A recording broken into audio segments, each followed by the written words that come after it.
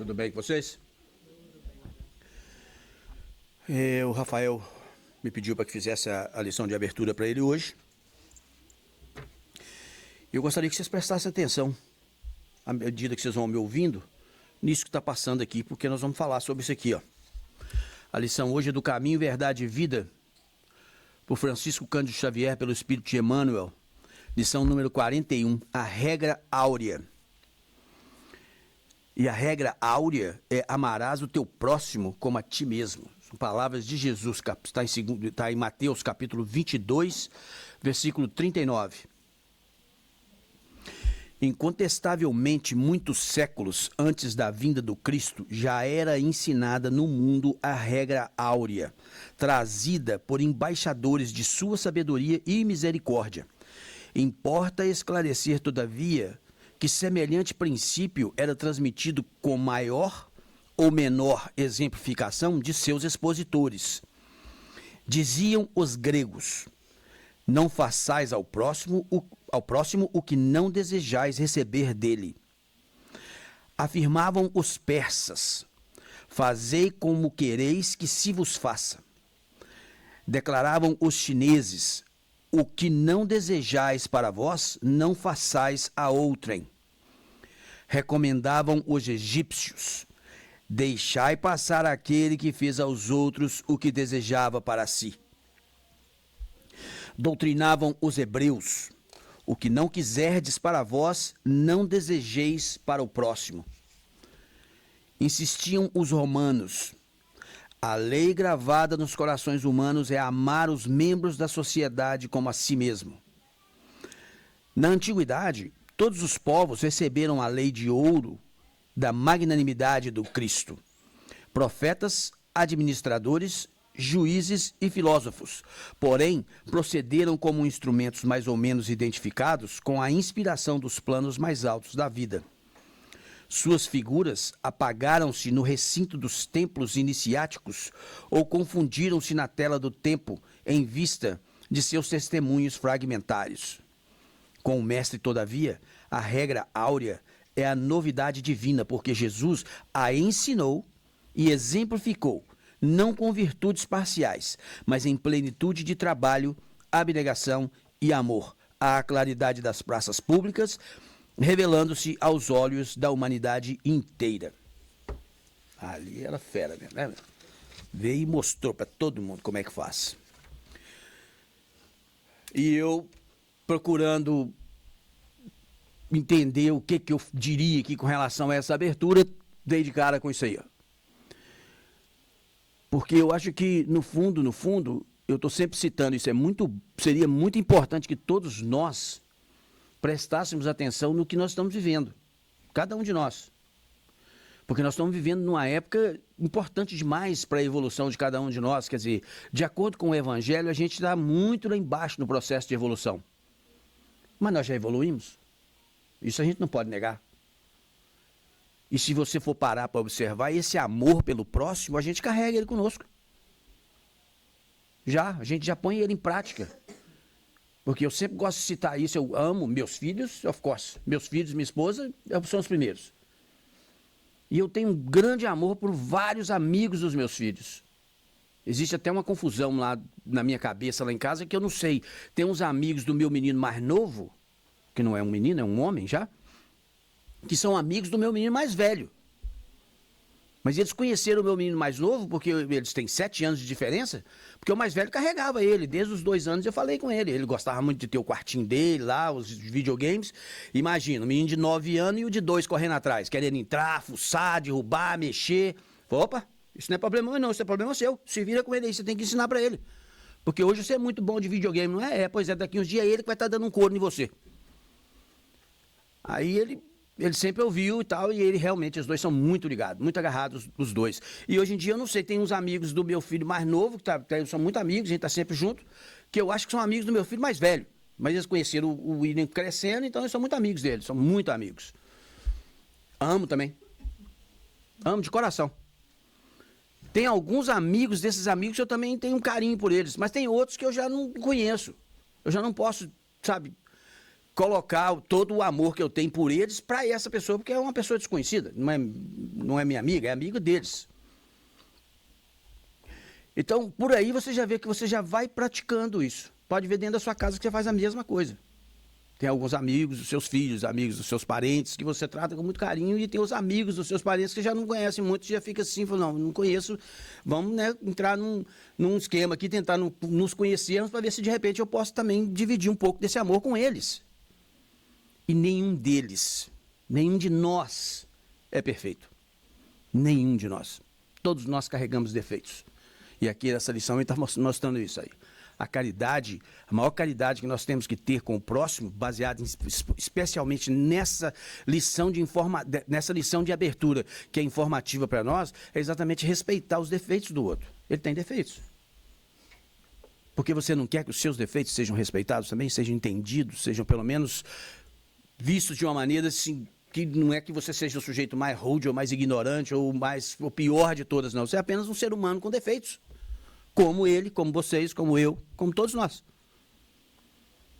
Então a gente precisa entender isso com muito carinho. É muito importante saber entender e esperar a oportunidade de consertar o que não deu certo.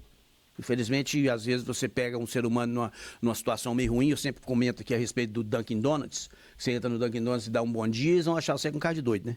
Eles olham pra você, chega com a cara, vai ser doido. Isso é diferente de todos os outros. Que no Dunkin' Donuts ninguém entra dando bom dia pra ninguém, não. No Dunkin' Donuts todo mundo entra pedindo café. Large isso, não sei o quê, com açúcar. É só isso que eles fazem, né? Aí você não, você chega e dá um bom dia. Todo mundo olha pra você, chega com a cara. Mas é um Dunkin' Donuts, às vezes é o Dunkin' Donuts da casa, ou às vezes é um Dunkin' Donuts que você passa sempre. Na segunda vez que você passar e falar um bom dia, já vão te olhar, olha ele aí, vai falar bom dia. Quer ver? Ele fala assim, bom dia, alguém vai olhar você de uma maneira diferente. Na terceira vez alguém vai te responder. Bom dia, tudo bem? Tudo bem. Na quarta eles vão te dar o bom dia antes de você falar. Na hora que você chega, bom dia, como é que vai? Tudo bem? Tudo bem. Ah, você quer um café assim assado e tal. Então é só você reparar que é isso mesmo que acontece. Então assim é a vida. Sabe? Nós estamos em processo de evolução, ainda estamos numa situação ainda muito inferior, sabe? Mas nós já subimos uns degrauzinhos nesse processo de evolução, onde a gente pode colocar em prática tudo aquilo que a gente está aprendendo todos os dias, e com todo mundo, com todos à nossa volta, o tempo todo. E essa, de acordo com a lição que nós estamos vendo aqui, ouvimos aqui agora, essa lição é de muito antes de Jesus vir. Porque Jesus é o criador disso aqui, né? O que preparou esse planeta todo para nós. Ele é o nosso líder aqui, maior. Então, certamente, já deve ter organizado isso muito antes da vinda dele. Porque, de acordo com a lição aqui, é o que está falando. Muito antes da vinda dele, as informações já vinham chegando. Entende? Então, essas informações existem muito antes de Jesus. E nós estamos aqui muito, muito além da vinda de Jesus. Quer dizer, a gente tinha que estar colocando isso em prática todos os dias das nossas vidas. E eu sei que é difícil, principalmente mudar um ser humano mal acostumado, porque todos nós somos mal acostumados. Mas existem novas regras, novas leis, novas situações, tudo que a gente está aprendendo num momento como esse aqui. E que é importante demais colocar em prática. E amar ao próximo é a coisa mais importante desse universo, porque nós somos todos filhos de um pai só. Então não existe diferença entre nenhum de nós. E de acordo com que a doutrina dos espíritos nos ensina, não é só o ser humano, não. Os animais, as plantas, tudo nesse planeta é responsabilidade de cada um de nós. Tá? É responsabilidade de cada um de nós manter a coisa limpa, organizada, asepsiada, em volta dos lugares onde a gente convive, para que os outros possam ver e seguir o mesmo exemplo. Ou ainda fazer melhor. De repente eles fazem até melhor e te mostram uma outra maneira de fazer que você vai, opa, vamos adaptar, né? Porque a gente é adaptável. A gente sai lá daquele calor danado lá do Brasil para vir cair num frio gelado desse aqui, a gente se adapta aqui, não adapta? Sai de uma comidinha de beirada de fogão de mamãe lá para vir comer McDonald's, Burger King aqui. E a gente se adapta, certo? Isso é o de menos. Mas essa regra áurea aqui, ó, é a coisa mais importante das nossas vidas, para que a gente, na próxima encarnação, já volte de uma maneira superior à que nós estamos hoje. Porque nós chegamos aqui bem bombardeados, a gente está bem bombardeado ainda, nós estamos trabalhando essas dificuldades erros e falhas do passado, das nossas vidas, de cada um de nós. Então, que esse tipo de situação não volte conosco na próxima encarnação, para que a gente possa ter que trabalhá-la novamente. Já estamos aqui, vamos trabalhar agora. Tá bom? Vamos fechar os nossos olhos. Acreditarmos, colocarmos a nossa fé em atividade de que nós estamos com Jesus. Jesus estava aqui exatamente na certeza de que nós viríamos. Porque a partir do momento que cada um de nós decide que vai ao centro espírita no domingo de manhã, Jesus já está coordenando tudo para que você realmente venha e assista e entenda e aprenda. E coloque em prática, se Deus quiser, tudo aquilo que nós estamos aprendendo aqui. Mestre amado Jesus, eu mais uma vez quero te agradecer pelo dia, agradecer pela chuva que vai cair daqui a pouco aí, agradecer pela casa espírita, agradecer por tudo que eu sou, tudo que eu tenho, todas as pessoas à minha volta, todas as oportunidades que o Senhor me traz de colocar em prática, eu de tentar fazer de mim um ser humano melhor, e o mesmo eu passo como informação a Ti, por todos nós aqui. Todos nós estamos na mesma luta, no mesmo trabalho, na mesma batalha, e te peço que nos abençoe, nos ilumine, para que a gente possa ter força, coragem, sabedoria e colocar em prática sem medo tudo aquilo que nós temos aprendido aqui, hoje, agora e sempre, mestre. Abençoe os nossos palestrantes de hoje e ser conosco. Que assim seja. Nós vamos passar para o Livro dos Espíritos, que está com o Luiz, tá bom? E um bom domingo para todo mundo.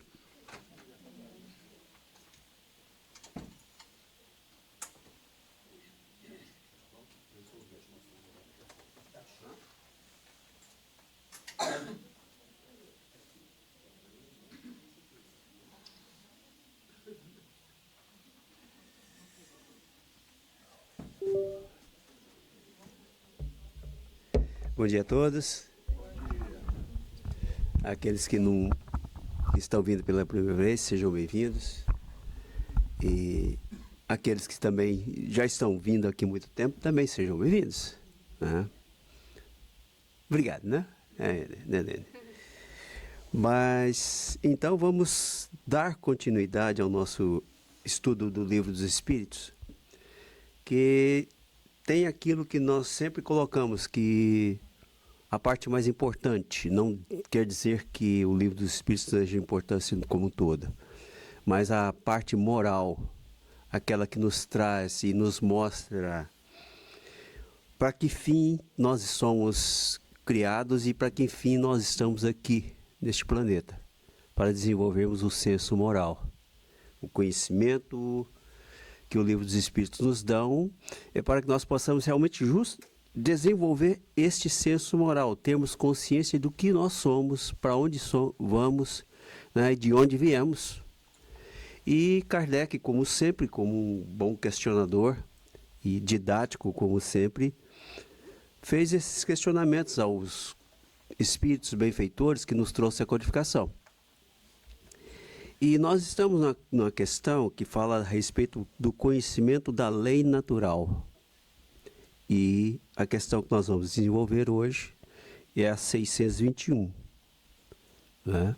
Porque nós estamos fazendo um estudo sequenciado. Aqueles que queiram participar conosco a respeito do assunto, estejam à vontade de fazer perguntas e colocar apontamentos a respeito do tema, né? Então vamos lá. Kardec questiona aos espíritos benfeitores a seguinte pergunta: onde está escrita a lei de Deus? Né, Carlos? Aonde? Deus escreveu na consciência de cada um, né? Só pode ser, né? Porque... Sim, é isso aí. É uma resposta simples. Na consciência. Por que na consciência? Nós, espíritos humanos, somos aqueles que temos a capacidade, diferente de outros seres vivos, de sermos seres conscientes e sabermos das decisões que nós estamos tomando. Isso é consciência, né? E tudo é baseado neste processo. Somos conscientes disso, daquilo e tudo mais. Somos conscientes da necessidade de progredir, da necessidade de fazer algo que nós um dia aprendemos, né? E somos conscientes de não fazermos algo que não é bom para nós e para o outro que está caminhando conosco. Isso é a consciência. Agora, veja que Kardec, não satisfeito com essa resposta, ele faz uma outra pergunta. Visto que o homem traz em sua consciência a lei de Deus, que necessidade havia de lhe ser ela revelada? Ele nunca se dava por vencido, né? Ainda bem. Por quê? Mas por que ele teve que revelar? E quem trouxe essa revelação a nós? Quem trouxe essa revelação das leis divinas? Ué, gente. Ah, bom, ainda bem que salvou uma alma, está salva aqui, como diz o outro, viu? O Cristo que nos trouxe esse conhecimento dessa lei. Ele realmente foi o precursor de nos trazer esse ensinamento. É ou não é? Ele está sempre no Novo Testamento, ele vai colocando: eu sou o caminho, a verdade e a vida. Ninguém vai ao Pai, senão por mim. Né? E a resposta que os espíritos benfeitores dão é a seguinte: ele a esquecera e desprezara. Ele quem? Os homens. Quis então Deus lhe fosse lembrada, onde o Cristo trouxe. Se nós temos essa lei divina, essa lei de Deus na nossa consciência, algum momento ela tinha que ser despertada, não é mesmo? Porque vamos tentar fazer alguma coisa aqui. Muitas das vezes nós, como pessoas que viemos para cá, imigrantes, nós viemos em busca de quê? Vida melhor. Em termos de quê? Principalmente financeira. Não é? Trabalhamos um full time, 2 part time, e se acharmos alguma coisa, no início a gente pega tudo. 80 horas por semana, 90. E esquecemos de uma coisa primordial na nossa vivência. De darmos o quê? Atenção à família, atenção a nós mesmos, na nossa saúde. E tudo mais nós deixamos um pouco de lado. Quando nós tomamos consciência de que algo está ruim, o que eu vou buscar?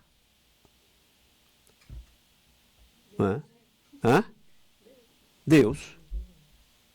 Oh, meu Pai, por quê? Nós acostumamos e esquecemos disto no nosso corre-corre, no nosso dia a dia. É interessante isto que um palestrante veio aqui, o Birajara, e o Birajara Frontin, acho que é isso mesmo, o Bira. Ele estava fazendo uma palestra, alguma coisa assim, falando quantos dias da semana, ou quantas horas da semana você se dedica ao seu crescimento espiritual. Foi perguntando. Aí as pessoas foram respondendo: eu faço 2 vezes por semana, eu fiz isso, eu faço aquilo, 3 horas por dia e tal. E de repente diz que uma senhora estava em prantos. E ela falou assim: eu não dedicava em nada do meu relacionamento com o Criador. Então, quando nós nos tornamos espíritas, nós começamos a tomar consciência de que existe algo além, não é? Dessa vida normal que nós estamos vivendo no dia a dia. Isso vai nos despertando o quê? Poxa vida, o que eu vou levar para o outro lado? Eu vou tomando consciência de que eu tenho que crescer, sim, materialmente, sim, por que não? Mas até que ponto essa matéria vai me satisfazer nas minhas necessidades do outro lado? Pensemos bem nisso. Não tem um velho ditado que diz que caixão não tem bolso e não tem gaveta? O homem já, literalmente, já sabe disso. Se tivesse, não ia levar nada. Né? Então, veja, só para que nós possamos ter uma ideia do quanto a importância de termos esse conhecimento que está diante de nós, para que nós possamos refletir, cada um, aqui, pessoalmente. É necessário corrermos mais atrás de bens materiais se nós já temos aquilo que nos dá segurança para a família, para nós mesmos, né?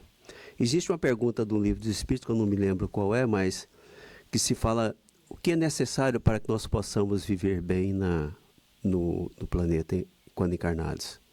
E a resposta é curta e clara: apóstolo necessário. Né? O problema é a preocupação com o que virá.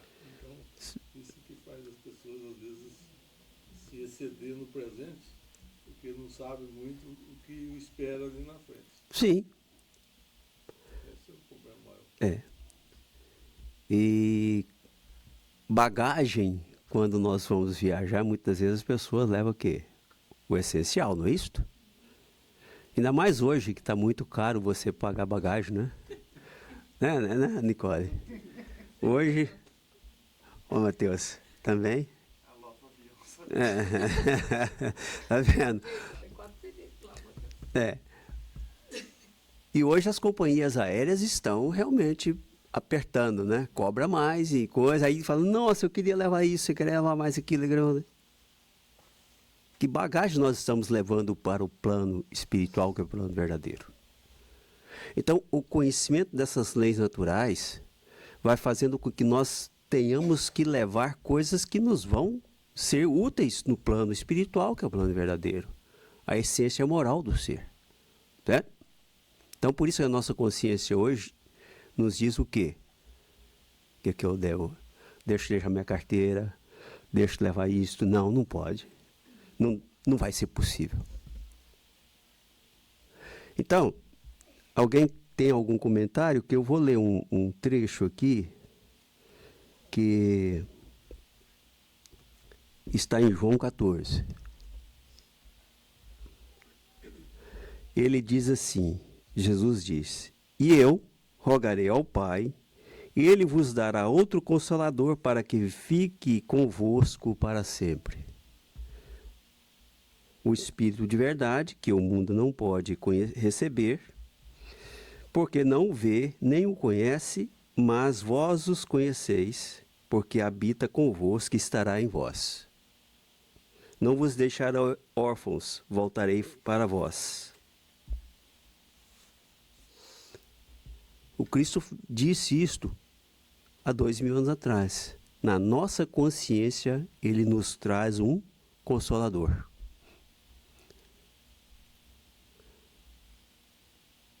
Por quê?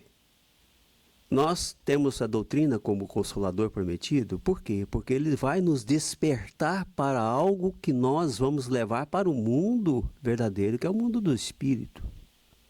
É ou não é? As pessoas falam, mas você está dizendo certas coisas. Então, nós estamos numa casa espírita.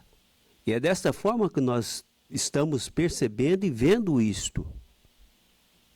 Se as outras nossas irmãs de crença cristã não têm esse pensamento, mas dentro da doutrina espírita nós temos esse pensamento. E é esse pensamento que nós temos que nos apoiarmos para que nós possamos compreender que eu sou um ser imortal, espírito. O corpo é temporário. Essa carcaça vai ficar. E ainda bem, né? Porque vai ficando cansada, Vamos reclamando das doenças, de tudo e tal, né? A vista vai falhando, né? Para que num futuro nós possamos voltar com o corpo melhorzinho. Isto é, se nós preservarmos este outro aqui que está. Então, na nossa consciência, nós temos que ter ideia do quê? Que para nós termos algo melhor daqui 100, 200 anos, nas próximas encarnações, nós temos que começar a cultivar hoje. Na nossa consciência, o Cristo nos plantou que os mansos herdarão a terra. Está no Sermão das Bem-aventuranças. Então, por que a nossa consciência hoje não faz com que nós trabalhemos o nosso egoísmo, o nosso orgulho e os nossos rancores? Se nós somos seres conscientes hoje, passíveis de raciocinar, porque nós não raciocinamos isso até hoje? Porque nós não paramos para fazer isto. Na nossa consciência está tudo isto. Basta querermos saber e temos vontade de fazer. Está todo mundo em silêncio aí, o que foi? Né, Salomão? Escutando, uai. É isso mesmo. Mas, então vamos lá na 621, de 22. Confiou Deus a certos homens a missão de revelarem a sua lei? Né, Duda? Tá bom, né? Duda. Só a Duda que balançou a cabecinha aqui, sim. Claro que primeiro é Jesus que trouxe a lei para o conhecimento de todos. Depois, em cada região, ele nomeou. Sim. Você tinha perguntado aquela pergunta lá, quem trouxe a lei de Deus? Eu posso estar errado, Mas eu ia falar Moisés, porque ele trouxe os mandamentos, só que Jesus, ele viveu o que estava dizendo ali. Então, muito bem. outras pessoas também trouxeram a lei de Deus, só que Jesus realmente foi o exemplo perfeito de viver o que Deus quer que a gente viva. Perfeito. Viu como é que ela me mostrou uma coisa que eu não tinha visto? Certo. As leis de Deus estão lá realmente nos 10 mandamentos. Imaginemos se nós tivéssemos já praticado essa lei há 3.500 anos atrás, porque o Moisés veio praticamente 1.500 anos antes de Cristo. Não matarás, não roubarás, não fazereis. O mundo hoje seria paz, nós estaríamos num planeta feliz quase. Planeta regenerado, tranquilo. Tranquilamente. Não haveria roubo, não haveria egoísmo, não haveria orgulho, não haveria isso. Já seríamos um Saturno hoje, se tivéssemos aprendido. É, Já teríamos evoluído para o nível do Saturno. vejamos bem, né? Então, foi muito bem lembrado, Duda, obrigado. Tá?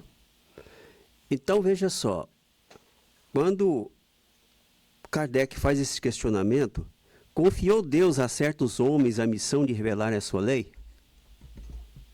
E eles falam, indubitavelmente, isto é. Certo, isso é indubitável, com certeza. Em todos os tempos houve homens que tiveram essa missão. São espíritos superiores que encarnam com o fim de fazer progredir a humanidade. Em aspecto moral, quem podemos citar? Muitos, né? Muitos. Chico Xavier. Gandhi. Quem mais? Siddhartha Gautama, como ele falou em outras regiões. Maomé. A leitura que o Wallace fez da abertura falou de cada região do mundo, os ensinamentos. Sim. Agora, no meio científico, Alexander Fleming, o descobridor da penicilina.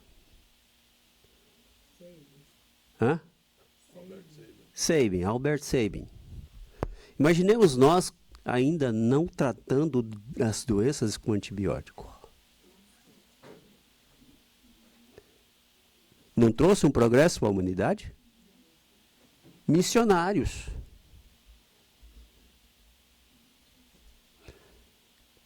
Vamos lá? Quem foi Pascal? Pascal foi um matemático, foi teólogo, tudo mais. Pasteur. E muito mais. Hã? Darwin. Evolução. Então, não só nos meios morais, nos meios religiosos, esses missionários trouxeram coisas maravilhosas para que a humanidade, hoje, no presente, desfrutasse do conforto. Macrowave. Quem foi o ganhador? Não, né, Nicole? É. Vou citar o Pascal. O freio de um carro usa uma das leis descobertas por Pascal. Os freios modernos usam certas coisas que os princípios vêm de Pascal. Porque ele fala que quando você pressiona um determinado líquido, líquido não é pressionado. Você não comprime líquido.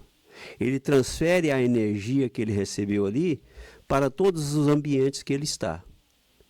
Então, quando você pisa no freio, existe um cilindro ali que chama Master Cylinder, impulsiona, empurra aquele fluido para que as forças que aquele recebeu sejam implementadas em cada roda, transformando isso em eficiência.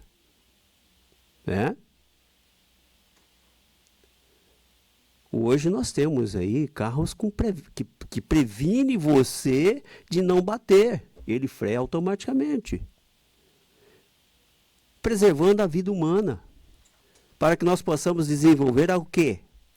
Quando isto ocorre, quando eu não bato o carro, falo assim, poxa vida, este carro me salvou.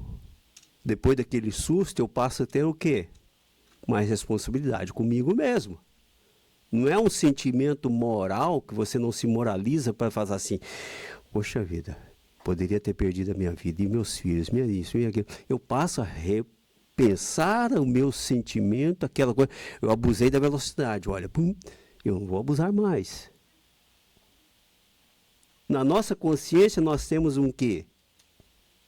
Percepções de que aqueles abusos que eu estava cometendo, eu devo parar de cometer.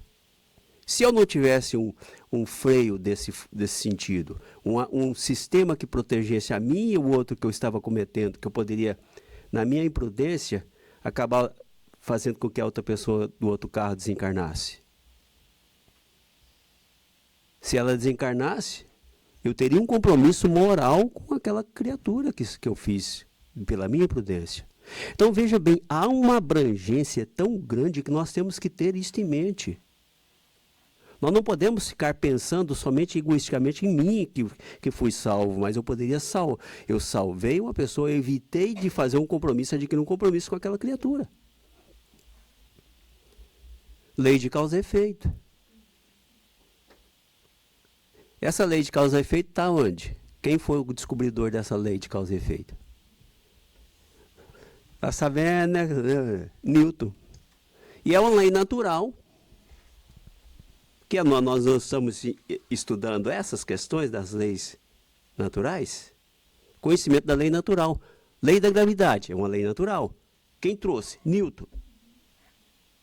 E é interessante que eu estava pesquisando também uma outra coisa a respeito de leis. E a lei na física, as leis da física. Deixa eu ver se eu consigo achar o que eu estava pesquisando aqui. Leis da física. Aí tem essas leis da física quântica, veja só. 7 leis quânticas.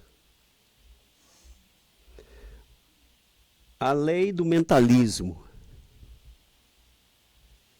Aí tem entre parênteses, ela é imutável. A primeira das 7 leis universais nos diz que o universo é mental. Os físicos já sabem que o universo é mental. O universo é vivo, tem uma mente. A lei da vibração, imutável. Todos os átomos vibram. É imutável. Lei da polaridade. Ela é mutável ou imutável? Agora vou fazer uma pergunta para vocês. Lei da polaridade. Nós não temos um polo positivo e um negativo. Nós não temos um bem e um mal. Nós podemos mudar ou não podemos? Então é mutável. Lei do ritmo. Que ritmo você vai? Por falar em ritmo, você dançou sem ritmo, amigo. Hã? Por falar em ritmo, você dançou sem ritmo. Eu sei disso, eu sou uma. Eu sei, mas eu sofro de arritmia. Eu não tenho ritmo, não. Mas é mutável. Eu posso mudar isso eu posso mudar. Mas essa encarnação acho que eu não mudo, não, viu? É igual aquela história, o pessoal fala assim, as mulheres falam assim, vem cá, vou te ensinar a dançar. Em 2 minutos elas desistiam, porque os pezinhos delas, coitadas, sabe? Piso no pé de todo mundo. Porque eu tenho um ritmo próprio. O meu egoísmo ainda me diz, entendeu? Mas brincadeiras à parte, mas eu tenho dificuldade em ritmo. Certo? Sou um bom cantor, mas não tenho ritmo. Tenho uma voz muito boa, mas não tem ritmo. Isso me atrapalha muito. Vocês estão rindo, né? Mas eu sou tenor, gente. Eu tenho uma voz muito boa para tenor, mas não tem ritmo. Uma época, uma maestrina do coral onde eu cantei, ela me deu um saculejo no ensaio. Falou: se você sair espalhando, quer dizer, saindo do ritmo e lá em cima, na apresentação, eu te estrangulo. Porque a minha voz, ela tem uma... Não estou falando a verdade, mas minha voz ela tem uma potência muito grande. E como o meu ritmo é sem ritmo, não existe, eu derrubo os outros que estão no ritmo, porque eles ouvem a minha voz e acompanham o meu ritmo, que eu não tenho ritmo. Entendeu? É por aí. Então, não me concederam essa oportunidade, não, porque eu sempre brinco, deixei o Bocelli brilhar essa encarnação. Ó, a modéstia. Bom, lei de causa e efeito. Mutável ou imutável? A causa, sim. Hã? Lei de causa e efeito, gente. Nossa. Gente, nós não podemos mudar a nossa coisa, que o amor cobre uma multidão de pecados. É mutável. Se eu mudo o meu comportamento, a lei de causa e efeito, eu posso ter, no livro de André Luiz, me parece que nos domínios da mediunidade, domínios da mediunidade, né? Porque tem um livro que é Mecanismos da Mediunidade, eu sempre confundo. Mas no domínio da mediunidade mostra uma pessoa que tinha problemas seríssimos com a doença, que foi citada aqui, o Roberto citou, que era o fogo selvagem, que é só um pênfigo. Ele praticamente estava sendo curado pelo bem que ele estava praticando. Lei de causa e efeito. De uma pessoa que teve um problema, que mutilou muitas pessoas, e ele trabalhava na encarnação presente, onde ele estava, trabalhava como marceneiro. Estava programado, talvez perdeu um braço, mas como a bondade dele foi tamanha, que ele acabou perdendo simplesmente um membro da mão. Sim. Sim. Lei do gênero, mutável ou imutável? Mutável. Eu posso mudar o gênero das minhas atitudes também. Bom, só para que nós possamos ter ideia, gente, que não somos somente nos meios religiosos que Deus permite que os grandes missionários nasçam. Porque Ele não quer que o ser humano seja uma criatura que somente vive para adorar. porque não é objetivo. Nós não precisamos adorar Deus. Nós precisamos sentir Deus dentro de mim e dentro de cada criatura que conosco caminha. Essa é a lei natural, a lei de causa e efeito, de que se eu causo o bem ao outro, automaticamente esse efeito de causar o bem ao outro vai reverter a mim. Se eu causo o mal ao outro, muitas das vezes esse mal vai reverter em mim, muitas das vezes não pelaquela pessoa que já me perdoou, mas talvez eu vou sofrer as consequências pelas minhas atitudes mas para que eu aprenda a ser bom. O efeito da causa. É, por aí. Então veja bem, causas, esses efeitos, tudo nós sabemos que existe. Então, só para que todos podem conhecê-la. Opa, desculpe, estou passando para trás. Então, progredir não significa simplesmente progredir em termos materiais. O mais essencial é progredir em termos morais. Nós temos hoje uma das maiores forças que nós podemos usar, já está sendo usada para bens pacíficos, a energia atômica. E por mais que nós queiramos, é uma das energias mais limpas que tem. O problema está no combustível, no lixo do combustível, que é o plutônio, que tem uma vida útil de milênios. Então ele tem que ser armazenado. Mas a tecnologia hoje, os processos evolutivos da tecnologia também já está tentando buscar o aprimoramento de reciclar esse plutônio para retirar aquelas energias que ele ainda tem, transformando em energia limpa. E vai gerando menos resíduos. Né? Porque antigamente nós tínhamos o quê? Energia a carvão. Polui ainda muitas nações do mundo. Depois a energia hidrelétrica, e isso é o progresso da humanidade. Recursos renováveis, para que nós não possamos extinguir a vida do nosso planeta. Nós podemos correr esse risco.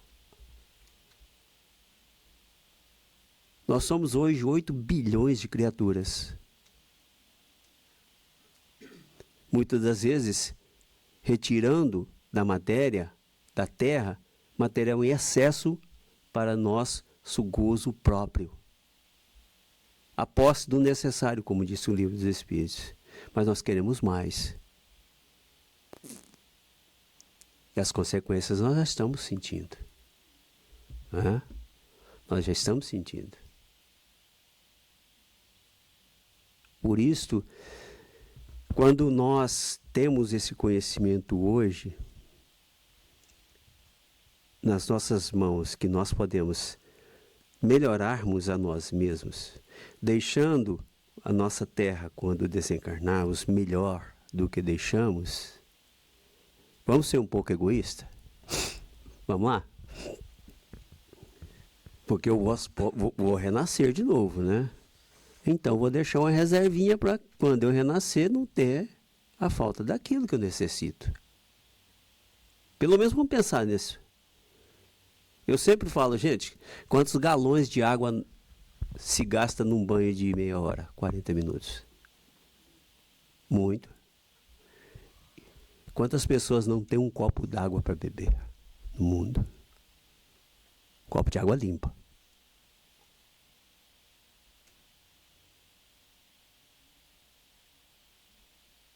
Então pensemos, banho de meia hora.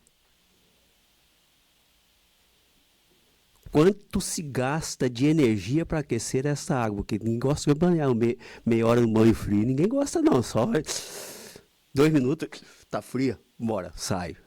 Mas quando tá quentinha, meia hora.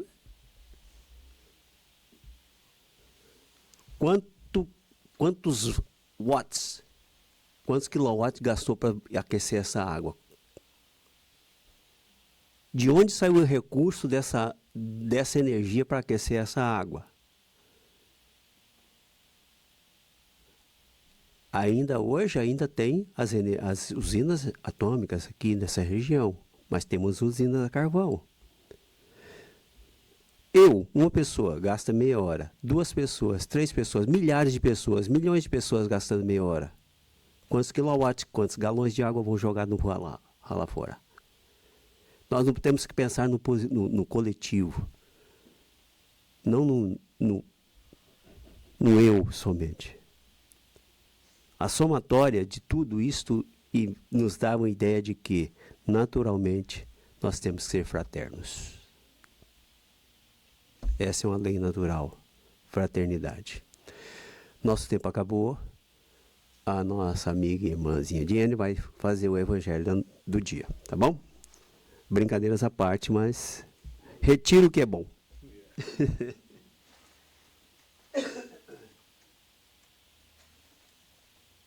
Bom dia. Não vou me apresentar, porque o Luiz já me apresentou para vocês, para quem não me conhece, né? Estou com o evangelho de hoje. E o nosso evangelho hoje, ele vai ser um pouquinho diferente do habitual. Que habitualmente a gente vem falar sobre o evangelho de Jesus, os ensinamentos que ele trouxe para nós, né? Sempre. E nós vamos voltar no próprio evangelho. Nós vamos trazer pessoas que foram tão importantes nessa caminhada com Jesus e que nós deixamos de lado muitas vezes. Pouquíssimas vezes se fala sobre essas pessoas, que são as mulheres do evangelho. Ué, por que está assim? Ah, tá, vai voltar ao normal. São as mulheres do evangelho. É delas que nós vamos falar hoje. Em uma época que as mulheres elas não tinham seu valor, em alguns países ainda, infelizmente, continua assim. As mulheres não podiam sair nas ruas sozinha, tinham que estar acompanhadas ou pelo marido ou por uma pessoa idosa, né? Elas não podiam sequer se sentar à mesa com seus maridos para fazer as refeições. Quanta ignorância, né? Quanto machismo a essa época. Então, elas só serviam mesmo para procriarem. Essa era a função da mulher nesta época. Abaixar o quê? O volume? Ah, tá. É porque não pode chegar muito tempo, né? Então, elas eram feitas somente para procriarem, para servir os homens, os seus maridos, né, ali, para cuidar dos afazeres domésticos. Essas eram as funções das mulheres. Mas durante a trajetória de Jesus, elas tiveram o seu papel e contribuíram largamente no desenvolvimento moral, né, do nosso planeta e espiritual. E hoje nós vamos recordar um pouco dessas mulheres. E, para mim, uma das mais grandiosas que esteve entre elas foi Maria. Essa foto ela é original, é uma psicografia de Chico, de Francisco Cândido Xavier, né? Foi o próprio Emmanuel, né, que pintou o rosto de Maria para o Chico. É a foto mais perto Exato, da aparência de Maria quando esteve na Terra, né? Demais, demais. E ela é grandiosa, foi grandiosa e continua sendo grandiosa no plano espiritual, por amor a nós, porque precisar ela não precisava. E muitos ainda conseguem dizer que Maria era uma simples camponesa, não enxergando a beleza espiritual, a evolução espiritual dessa mulher. E muitos hoje ainda dizem isso, que Maria é nada, Maria não era ninguém. Maria simplesmente foi a mãe de Jesus, como se ser a mãe de Jesus fosse ser nada, sendo que ser mãe do Cristo é uma coisa muito grandiosa, que está além do que nós podemos imaginar. está muito, muito além do nosso entendimento humano. Então, ser a mãe de Jesus não foi qualquer pessoa que veio aqui para recebê-lo, né? E naquele tempo, o anjo Gabriel foi enviado por Deus na cidade da Galileia, e lá, a cidade chamada Nazaré, tinha uma virgem, e ele, que já era prometida em matrimônio para José, né? E essa virgem, chamada Maria, o anjo Gabriel, ele entra em seu quarto e diz: alegra-te, cheia de graça, o Senhor é contigo, bendita sois entre as mulheres. E Maria, ela ficou perturbada um pouco com aquelas palavras, sem entender, né, por que daquela saudação do anjo Gabriel. E ele explica para ela que, dizendo assim, só um minutinho, gente. E ele explica para ela assim, que ela vai ter um filho, e esse filho vai reinar sobre a terra. E ela, assustada, pergunta: mas como pode ser? Como? Se eu ainda nem me despojei, nem me casei ainda, né? Como que eu vou ter esse filho? Aí o anjo Gabriel responde para ela: o Espírito virá sobre ti, e o poder do Altíssimo te cobrirá com a sua sombra. Por isso, o menino que vai nascer será chamado Santo, Filho de Deus. E Maria, então, se ajoelha diante do anjo Gabriel e diz: eis aqui a serva do Senhor. Faça-se em mim segundo a tua vontade, a vontade de meu Pai. Não era a vontade de Gabriel. E desde que Jesus ele chegou na terra, Maria não fez outra coisa a não ser dedicar aquilo de maior que ela possuía, que era o seu amor, né? E na época era um ritual, existia um ritual judaico, que as crianças elas tinham que ser levadas à circuncisão. E na época o responsável por isso chamava-se Simeão. E Maria vai até o templo, leva Jesus, e Simeão pega nos braços aquele recém-nascido, e ele sente algo que ele nunca havia sentido antes, uma energia vindo daquela criança que ele nunca havia sentido em ninguém, em nada. E ele tinha uma ferida no corpo, que quando ele pega essa criança nos braços, essa ferida ela é cicatrizada. E médico nenhum havia conseguido esse feito. Então, só o contato com Cristo curou aquela ferida. E ao pegar Jesus, ele diz assim para Maria: Maria, este menino vai trazer grandes alegrias a você. Mas Maria, uma espada transpassará o seu coração de mãe.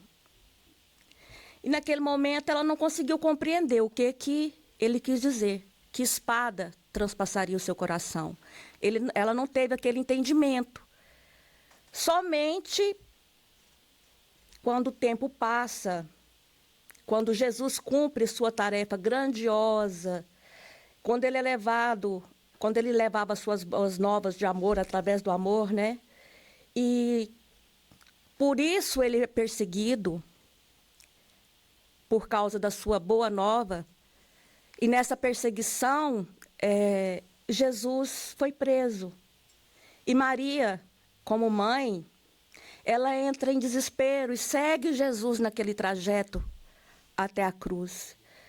E um coração de mãe desesperado, ela tenta ajudar Jesus o tempo todo naquele trajeto. Então ela passa no meio da multidão, tenta ajudar Jesus com a cruz, mas ela é empurrada pelos soldados. E Jesus, naquele momento, ele vê. E ele olha para aquele coração de mãe, somente com o olhar.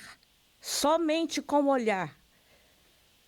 Gente, me desculpa, preparar esse evangelho para mim já foi bem difícil. Falar dele, então, é um pouquinho mais. Somente com aquele olhar. Jesus olhou, ele fitou os olhos de Maria. E Maria, mesmo diante daquela situação, quando ela cruza o olhar dela com Jesus, com o olhar de Jesus, ela compreende. Ela entende como se o Cristo falando com ela: mãe, acalma o teu coração, confia em Deus, entra em oração. Isso que ela entende, ela como se ela estivesse ouvindo seu filho falar. E Jesus apenas a fitou. E nesse momento, ela continua, mas em oração. Ela já não tenta mais impedir que os soldados levassem o Cristo. Cada chicotada que Jesus levava, ela sentia no seu corpo, como se fosse ela recebendo. Nós que somos mães sabemos disso. Nós temos esse entendimento pequeno diante do que era o amor de Maria. Nós, mãe, quando um filho adoece, sente uma dor, a gente dói dobrado. É como se estivesse doendo nós estivéssemos sentindo ali na pele o que nosso filho está sentindo de forma dobrada. E ela, então, segue e, nessa crucificação, quando Jesus é pregado na cruz, cada martelada que os soldados davam, ela sentia na alma dela. Aí ela entendeu o que Simeão disse para ela, quando Jesus era bebê, que ele disse que ele trará muitas alegrias, mas uma espada transpassará o seu coração. Foi naquele momento que ela teve esse entendimento do que Simeão disse para ela. E realmente ela sentia que como uma espada transpassando o coração dela. Mas nesse dia da crucificação, as mulheres do Evangelho estiveram ali, diante da cruz com Jesus. E onde que estavam os homens do Evangelho? Onde que estavam os discípulos de Jesus?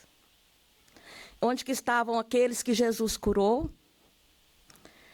Todos eles fugiram por medo. As mulheres não.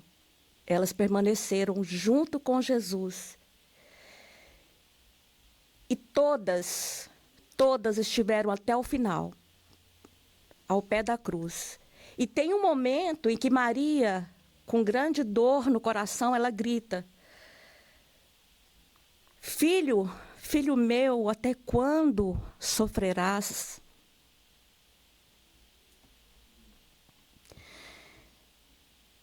Ai, gente, me desculpa.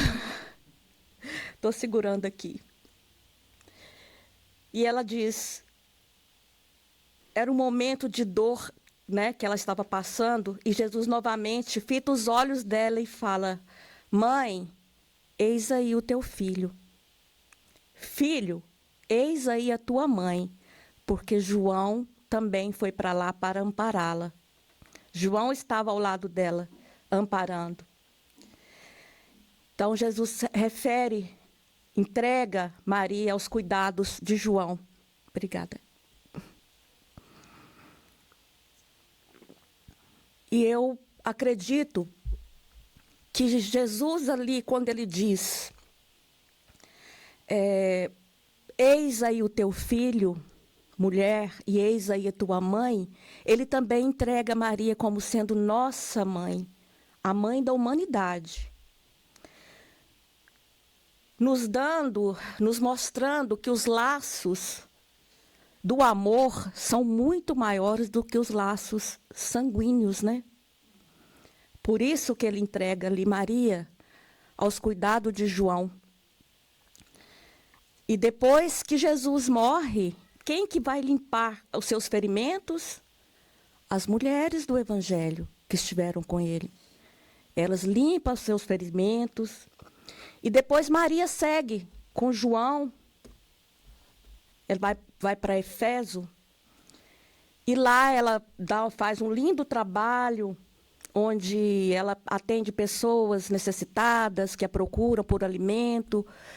Não só o alimento do corpo físico, mas também o alimento espiritual. E ela segue auxiliando da maneira que ela, da melhor forma com que ela fazia. que era amando a cada um como mãe, assim como Jesus confiou a ela, né, a toda aquela humanidade. E Humberto de Campos nos fala que ela viveu ali até os 70 anos. E um dia ela estava sentada sozinha, João havia saído para fazer o seu trabalho, né, levando o evangelho de Jesus, e ela vê um mendigo entrando e pedindo para ela um pedaço de pão.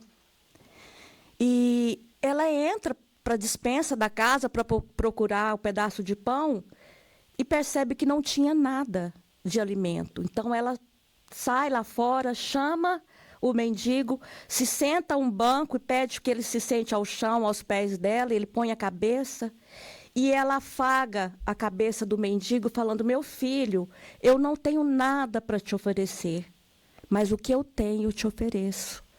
Eu tenho amor. E ela oferece o amor dela para aquele mendigo. Então ela sente um perfume que ela já conhecia, era um perfume conhecido. E ela reconhece, né? De repente o mendigo se desfigura à frente dela e ela vê, é Jesus. E Jesus fala para ela: minha mãe, vem aos meus braços. E ela o abraça e, muito emocionada, né? Ela deixa a matéria e, em espírito, ela segue Jesus. E antes de continuarem a trajetória que eles tinham ainda para o plano espiritual, ela fala assim: meu filho, eu tenho um pedido para te fazer. E ele diz para ela: mãe, peça o que quiser. E ela diz: meu filho, eu quero passar por onde você passou e eu não pude estar contigo. E ali ela sai em Israel, visitando todas as cidades. Ela passa por Belém, e depois de passar por várias cidades, olha que coração amoroso, ela recorda que cristãos estavam dando a vida por Jesus, que eles estavam ali sendo entregues a leões, sendo queimados vivos e jogados vivos para os leões ali, por amar a Jesus e por não renunciar a Cristo. Ela, lembrando disso, ela vai até lá. Ela atravessa a arena, ela vai até onde eles estavam, os próximos prisioneiros a serem jogados ali na arena. Ela, chegando lá, ela vê uma jovem e ela vê um silêncio. Uns orando em desespero, porque sabiam que a qualquer momento iam ser jogados aos leões, ia ser queimado vivo, alguns. Ela vê uma jovem sentada no chão. Ao que ela chega perto dessa jovem, se aproxima e a intui. Ela fala assim: canta, minha filha. Canta, tenhamos bom ânimo. Convertamos as nossas dores da terra em alegrias para o céu. E essa jovem, então, por estar ali aberta, ela começa a cantar. E ela canta, o Senhor é o meu pastor. Ela começa a cantar salmos. Ela canta, eu sei que, Senhor, eu sei que tu me sondas. E todos entram na mesma sintonia. Todos começam a cantar com ela. E entram, todos os cristãos, eles entram na arena cantando.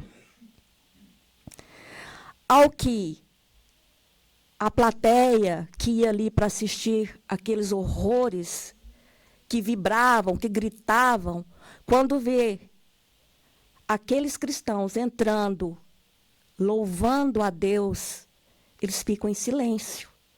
Todo mundo silencia, porque eles não compreenderam como que alguém, ser prestes a ser comido por leões, como que alguém que poderia ser queimado vivo, ali entra ainda, ao invés de recusar a Cristo, de rejeitar a Cristo, entra louvando e cantando, com alegria no coração. Então o silêncio foi geral na arena. E Maria, nos conta Humberto que ela escreve em luzes no céu, naquele momento, ela escreve assim: Ave Cristo, bem-aventurados aqueles que morrem para te saudar, para saudar o seu nome. E todos aqueles que foram mortos naquele dia, eles foram recolhidos por Maria. Todos que estavam ali. Além de Maria, nós tivemos outras mulheres, né, grandiosas, que nos deram grandes exemplos. Vamos falar agora de Joana de Cusa, outra mulher do Evangelho. Joana de Cusa, que tinha um marido, o esposo dela era contra a doutrina do Cristo, ele não aceitava, ele era um alto funcionário de Herodes, ela frequentava a alta sociedade, mas ela tinha muita fé no Cristo, ela tinha muita fé em Jesus. E um dia ela vai até Jesus e vai lamentar sobre o esposo dela, sobre a falta de fé que ele tinha, por ele impedir ela de seguir a Cristo, de estar onde Jesus estava. E Jesus ouve as queixas dela, e depois de ouvir as queixas, ele responde assim: teu esposo, Joana, não te compreende a alma sensível? Compreender-te-á um dia. Leviano e indiferente, ama-o a si mesmo. Não te acharias ligada a ele se não houvesse para isso razão justa. Servindo-o com amorosa dedicação, estarás cumprindo também a vontade de Deus. Ela que queria deixar o marido para seguir Jesus, e Jesus aconselha que não. Ele explica que a missão dela naquele momento era cuidar da família. E ela assim o faz. Ela sai dali, ela volta para casa e com mais dedicação ainda, ela cuida do esposo e do filho. Ela então perde o marido, perde tudo que ela tinha, as casas que ela frequentava em grande estilo, em grandes jantares, ela passa a trabalhar para aquelas famílias. E um dia, ela e o filho também são presos e estavam condenados a serem queimados vivos. E o filho dela, desesperado, os soldados também, né? Eles pedem para ela abjurar, que é o mesmo que renunciar publicamente a Jesus. Se ela abjurasse, ela teria a vida dela e a vida do filho poupada. Ela para e lembra de Maria, que teve a dor de ver o Cristo crucificado. Então ela pensa, Maria teve que passar por uma dor ainda maior. Quem sou eu? E o filho dela grita para ela, mãe, abjura, renega o Cristo, a senhora não vê que nós já perdemos? E ela diz, meu filho, te cala. E os soldados, então, ateiam fogo ali, na madeira que era colocada nos pés da cruz, onde ela estava amarrada com seu filho. E os soldados ainda abusam dela. Fala assim, o teu Cristo, mulher, soube apenas ensinar-te a morrer? E ela cria forças ali, busca forças, e diz assim, não apenas a morrer, mas também a vos amar, a vos perdoar. Então, foi um testemunho de fé e amor que essa mulher deixou para todos nós, né? De fé e amor em Jesus. E ainda no Evangelho nós vamos encontrar também outra mulher do Evangelho, que é Maria de Magdala, né? Todos nós conhecemos a história de Maria de Magdala, também está lá no livro Boa Nova, de Humberto de Campos. Maria de Magdala, que deixa uma vida promíscua em amor a Jesus, por amor a Jesus, e que modifica toda a sua vida para isso, para se dedicar a Cristo, e que esteve com Maria o tempo todo, ajudando a limpar as feridas. Inclusive, foi para ela que Jesus aparece, né? Então, mais uma mulher do Evangelho, e ela se dedica, depois que Cristo passa para o plano espiritual, ela dedica a vida dela aos leprosos. Ali ela permanece durante toda a existência dela, até morrer pela própria lepra. E nós temos também outros exemplos de mulheres do Evangelho que vieram depois do Cristo.